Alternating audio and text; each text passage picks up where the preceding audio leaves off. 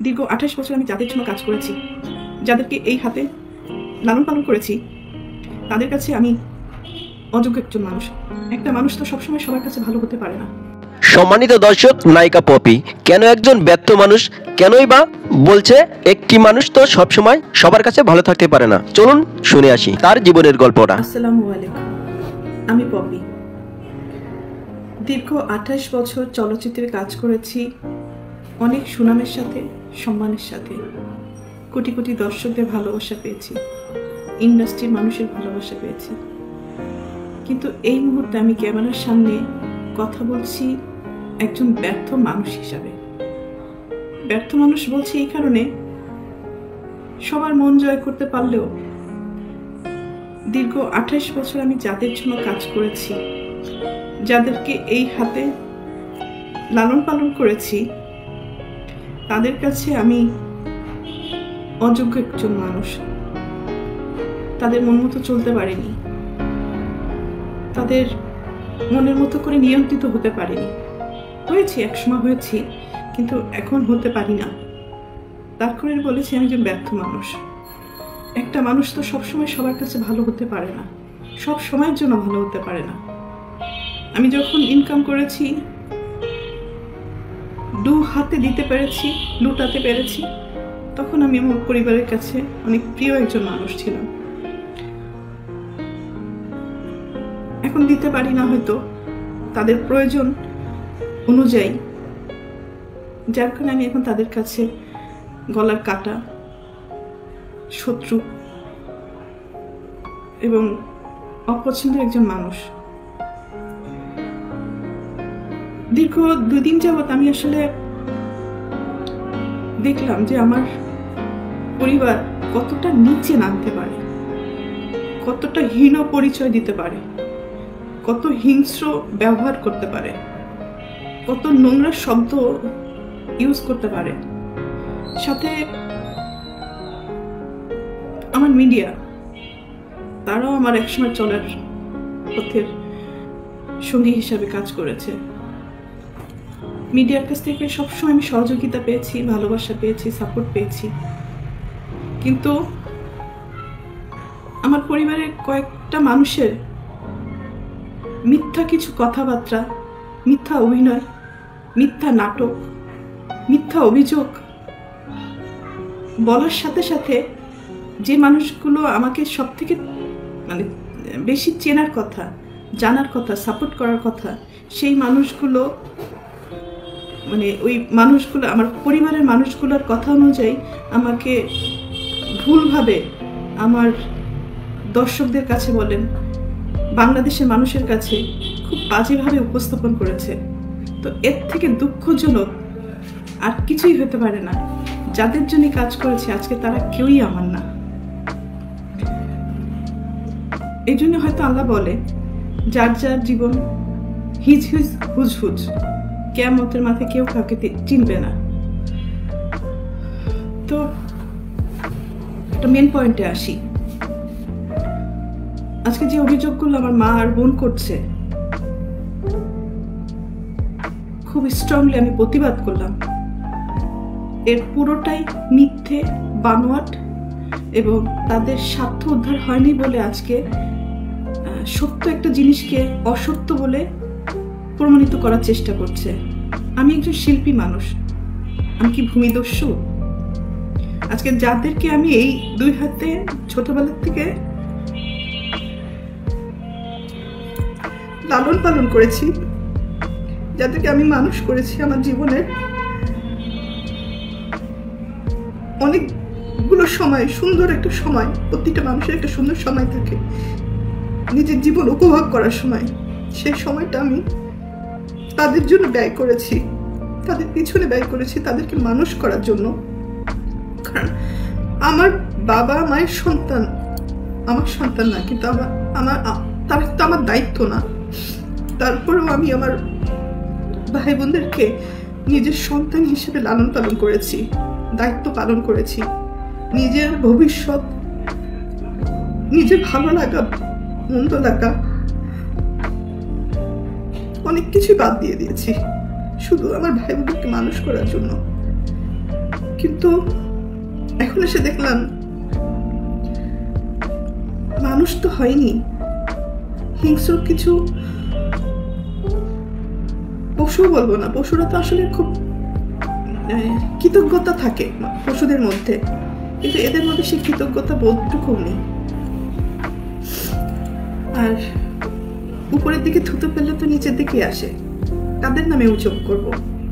অভিযোগ তো আসলে করে বাইরের লোকদের মানে নামে। আর আমি যেহেতু আমার ভাই বোনদেরকে, আমার বাবা মাকে অনেক ভালোবাসি, যার কারণে আমার জীবনে আমি অনেক কিছু ফেস করেছি তাদের দ্বারা। নির্যাতিত হয়েছি, লাঞ্ছিত হয়েছি, অপমানিত হয়েছি। নিজের এত বছর যে আমি ইন্ডাস্ট্রিতে ইনকাম করেছি, তারা আমার সাথে বেইমানি করেছে। আমার সমস্ত অর্থ আমার কাছ থেকে নিয়ে নিয়েছে। আমার টাকা দিয়ে কেনা সয় সম্পত্তি কোনো কিছুই আমার নামে ছিল না, আমার প্রত্যেকটা ভাই বোনের নামে ছিল।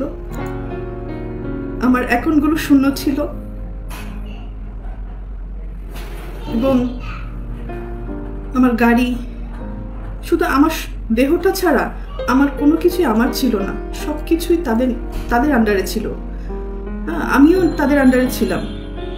তো একটা পর্যায়ে এসে মানুষের জীবনে বেঁচে থাকার জন্য কিছু না কিছু প্রয়োজন হয়। তো বেঁচে থাকার মতো শুধু আমার জানটা ছিল হয়তো। তো একটা পর্যায়ে এসে যখন আমি জানতে পারলাম আমার পরিবারই আমার সাথে বেইমানি করেছে, আমাকে ঠকিয়েছে, আমার সবকিছু কেড়ে নিয়েছে, এগুলো জানার পরে আমি চুপ ছিলাম। আমি যাদেরকে কোলে পিঠে মানুষ করেছি এই হাত দিয়ে,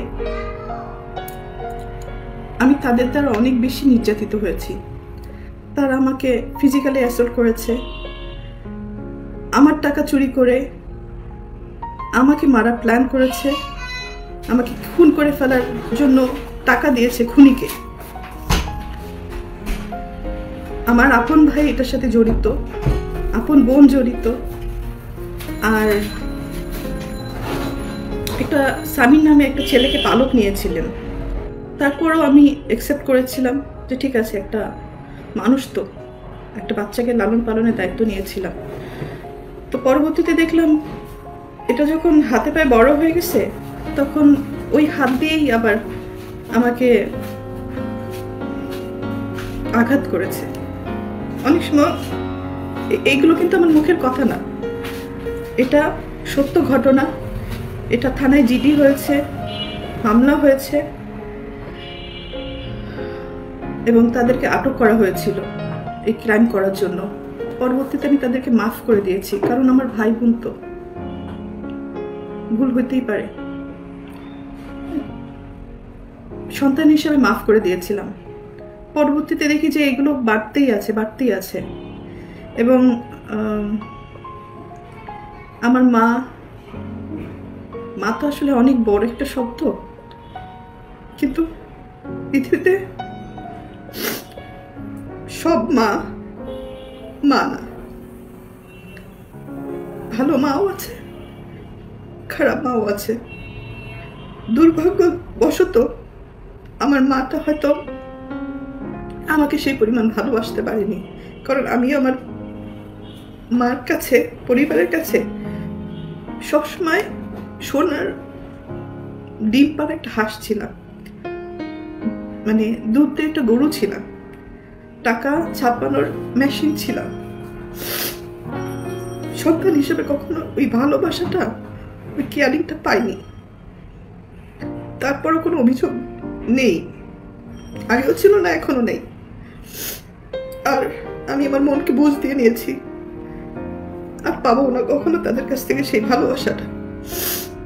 কারণ একটা মানুষ যখন মেশিনে পরিণত হয়, তখন তার মূল্য মেশিন হিসাবেই থাকে, মানুষ হিসাবে থাকে না।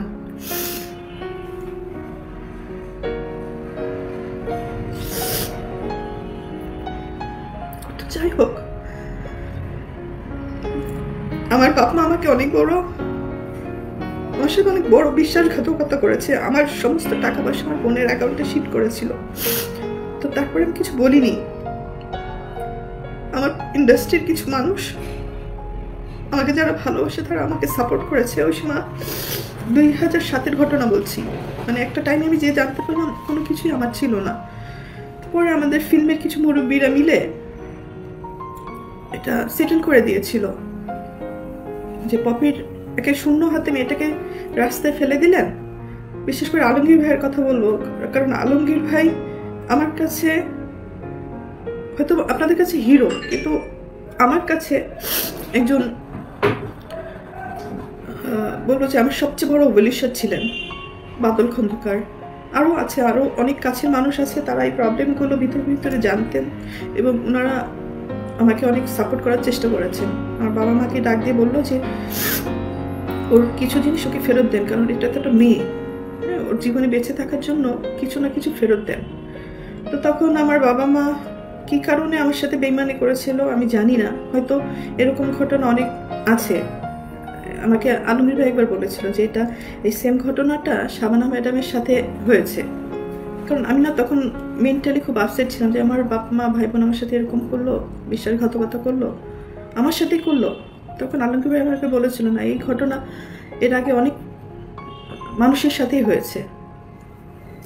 তো সেই সান্ত্বনা নিয়ে হয়তো আমি বাকি জীবনটা পার করতে চেয়েছিলাম এবং কাজ করে আমি আবার সারভাইভ করেছিলাম। তো বিগত কয়েকদিন যাবৎ একটা নিউজ বারবার করে আমার মা বোন এস্টাবলিশ করার চেষ্টা করছে যে আমি জমি দখল করতে গেছি। ভাই, যে মানুষটা দীর্ঘ 28 বছর ইন্ডাস্ট্রিতে কাজ করে নিজের জীবনের দিকে তাকায়নি, ভালো লাগা ভালোবাসা বলেন, নিজের ভবিষ্যৎ বলেন, কোনো কিছুই আমি চিন্তা করি নাই, শুধু ইনকাম করে গেছি আর ভাই বোন মানুষ করে গেছি। শুধু ভাই বোন না, আমি আমার পুরো পরিবার, আমার নানির ফ্যামিলিতে আমি সাপোর্ট করেছি, আমার দাদির ফ্যামিলিতে আমি সাপোর্ট করেছি। আমার কন্ট্রিবিউশন শুধু আমার ভাই বোন না, সব জায়গায় যতটুকু পেরেছি আমি সবাইকে সাহায্য করেছি। আমার মন মানসিকতা একেবারে ডিফারেন্ট, মানে আমি একা ভালো খাবো ভালো থাকবো, আমি সবাইকে নিয়ে ভালো থাকতে চেয়েছি, ভালোভাবে বাঁচতে চেয়েছি। তো সেই পরিপ্রেক্ষিতে আসলে সবাইকে হেল্প করা। আমার নানি বাড়িতে যান, তার বাসায় যে সে যে ঘরটাতে থাকে সেই ঘরটাও কিন্তু আমার টাকা দিয়ে তোলা। আমার মা যে ঘরটাতে এখন খুলনাতে থাকে সেই ঘরটাও আমার টাকা দিয়ে তোলা।